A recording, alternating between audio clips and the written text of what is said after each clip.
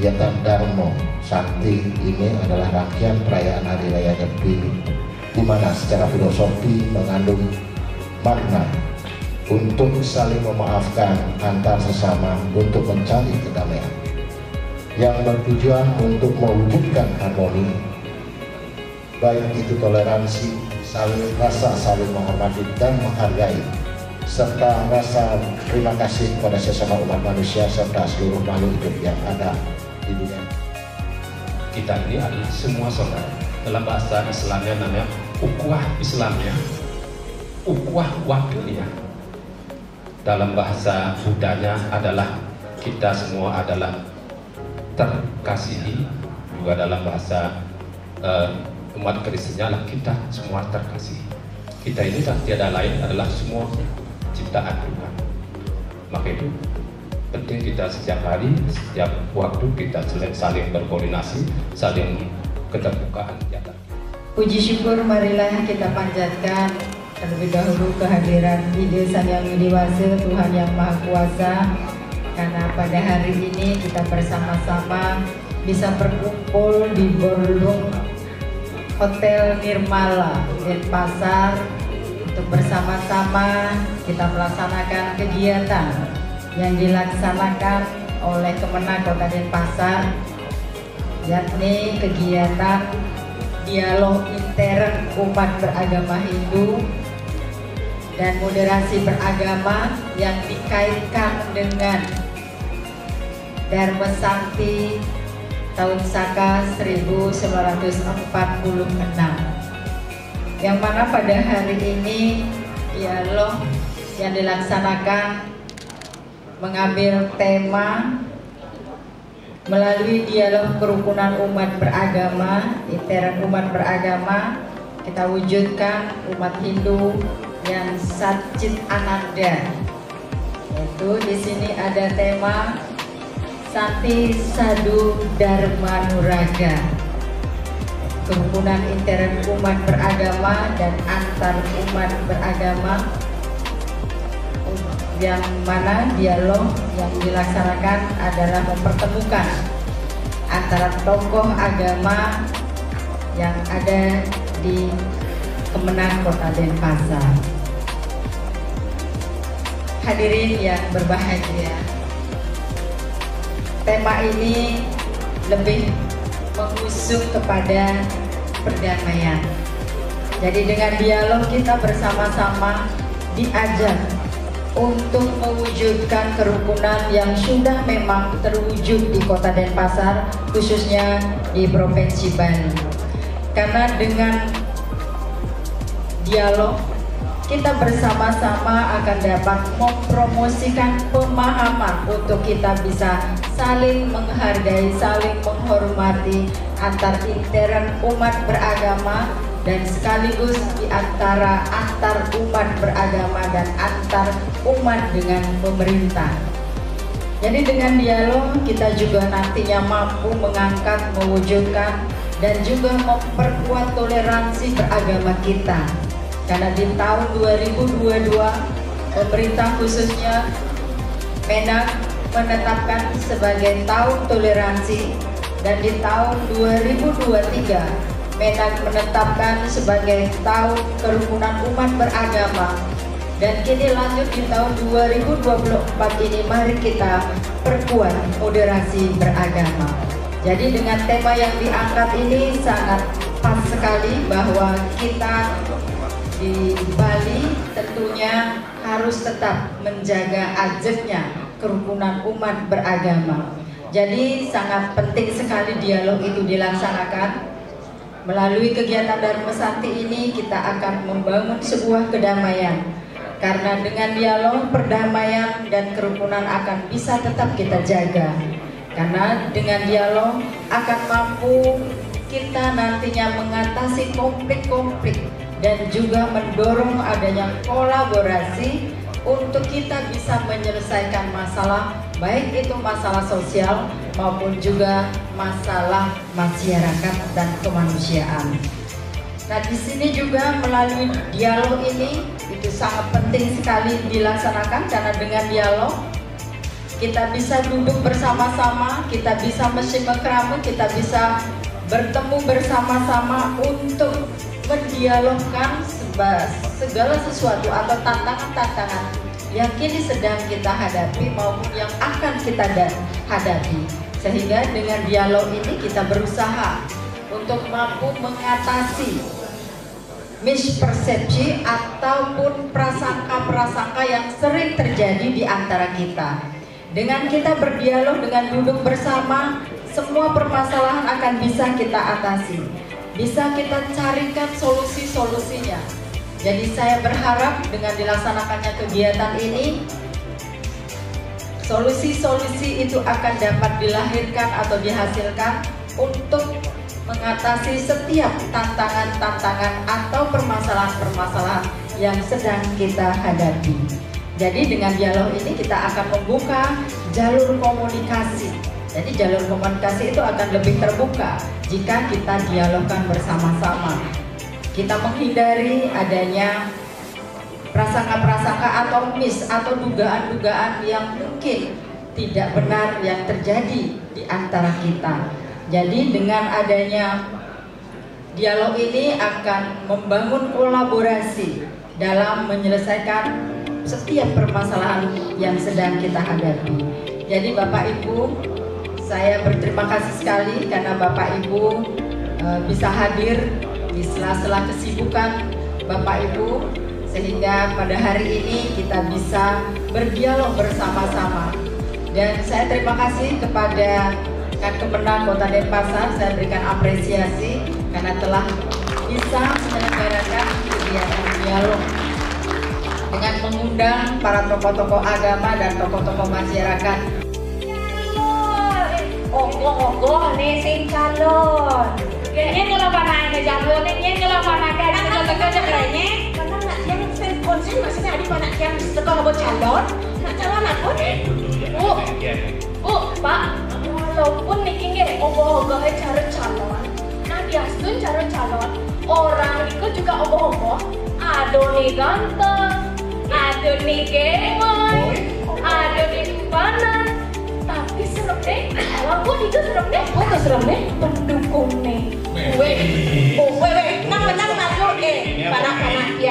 sebagai generasi nah orang menjadi sengado di dalam sejarah hidup yang ke ogoh-ogoh ganteng. Gak ada itu udah salah kriteria itu. Ogoh-ogoh gak serem. Oh, misalnya satu keluarga. Orang ngomong kan katanya gitu. Kan diundurnya. Ya satu keluarga nang beneran raga gitu. Gisian gitu. Foto nih benar. Ya nggak bisa ternyata gisian tapi kena. Ini kamu masih mumpung di Nirmala kan pinjam tutungnya. Stop.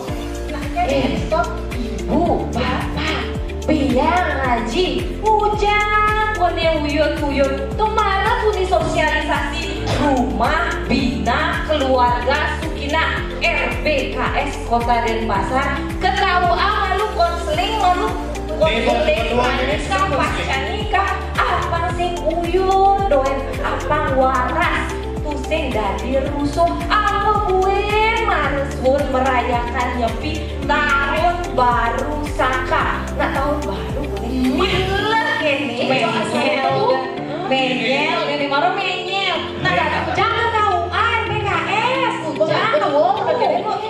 toleh nah itu penuluhe cekek ganteng lu alih siap melayani gratis memberikan konseling pranikah pasca nikah sudi wedani dan bagi umat yang kembali ke jalan weda cocok benih nih doyan berantem Anaknya dua ya. Dua pernah Jangan dua sih. Bu, kuliah apa aja bu? Bisa gini dong. Ulian raga kene ada Apa aja makan bu dong. ada saja benar stop kan kok adi jok bekerja kene duniaan tuh aja coba kerja tahun baru Saka nyepir yang nak ogoh-ogoh sih jangan kamu jadi mara orang anak-anaknya dua enggak dia dua kok sih ini anak-anak yang ian pengurupan ceribi bisa nih kebanyakan doang ya memang kuat ragata lalu kegaene di cuma patutnya mesegah mebantan mana loh ibu uli nyampak uli notok uli nyimboh apa adanya pilih ketua apa adanya tonton urin ajak penyuluh agamain kesulau mesui jangu cek abi kene kan di beko Nih kamu bawa menang dong ganti duer niki kene tiang ulian mesui keren seksi kurang raga mesui itu bapak stop malunya mesra-mesra coba aja nih ngehang binjam aduh tahun baru Saka ngajak tahun baru Masehi Hijau ada itu geng hijau ada Dharma Santi di Hotel Nirmala diadakan oleh kantor Kementerian Agama Kota Denpasar. Luang tuh benjak luang satu ada benjak luang. Ngortan apa? Ngortan tentang tahun baru Saka. Jana Santi Dharma Nuraga. Berarti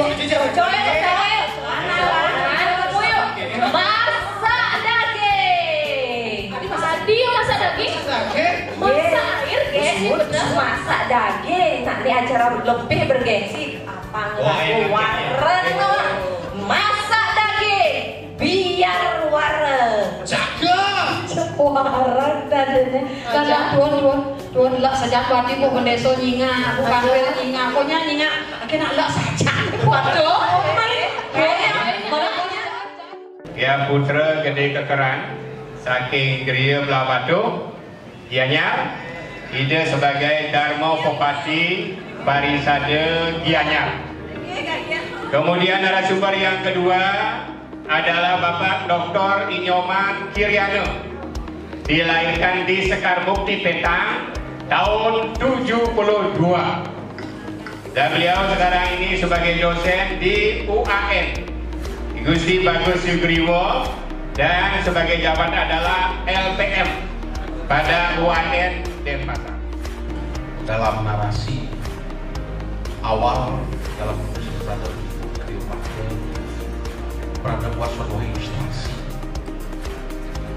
Satu hari ini seperti 100 tahun, seperti 10 tahun dibatasi dulu.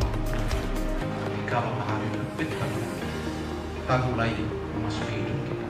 Dan ketika matahari mulai terbenam, Allah meminta kita untuk beristirahat. Yang Maha Kuasa meminta kita untuk hadir dan meninggalkan semua skenario yang diberikan hidup. Penggambar ini memberikan suatu gambar bahwa hidup inilah sandiwara besar dan sutradara yang terbesar itu luar biasa penting. Dalam konsep dua militer tentang lemah, belah, jelek dan sebagainya, kita akan terlibat dalam perang-perang. Tidak ada orang atau makhluk hidup di muka planet yang terlepas dari kedua hukum itu yang mesti kita laksanakan dalam perang hidup.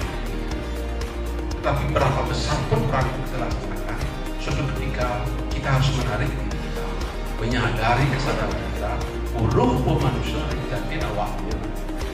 Hanya pada kunci kata manusia ruh ringgat dirinya, hakikatnya manusia itu mendapatkan kebahagiaan yang sempurna. Dan ada suatu kebalikan. Bila orang tidak mengerti tentang hakikat diri sendiri, di sanalah justru muncul sesuatu penderitaan yang hebat yang saat ini. Jadi hari raya ini terlepas dari masalah obat atau saka yang belakang itu juga suatu latihan yang lain yang berubah disrupsi betulan. Tapi tidak ada kaitan dengan tahun saka, ada wacana-wacana. Kami tidak akan melibatkan terlalu banyak dalam hal sejarah. Ada beberapa tokoh-tokoh sejarah yang mulai menyatakan bahwa sistem perbuatan tahun saka yang berselisih 74 tahun itu dinyatakan sebagai suatu pembodohan dalam sejarah Indonesia dan suatu usaha untuk menekan bangsa Indonesia dalam peradaban yang lebih rendah. Kami tidak masuk ke itu.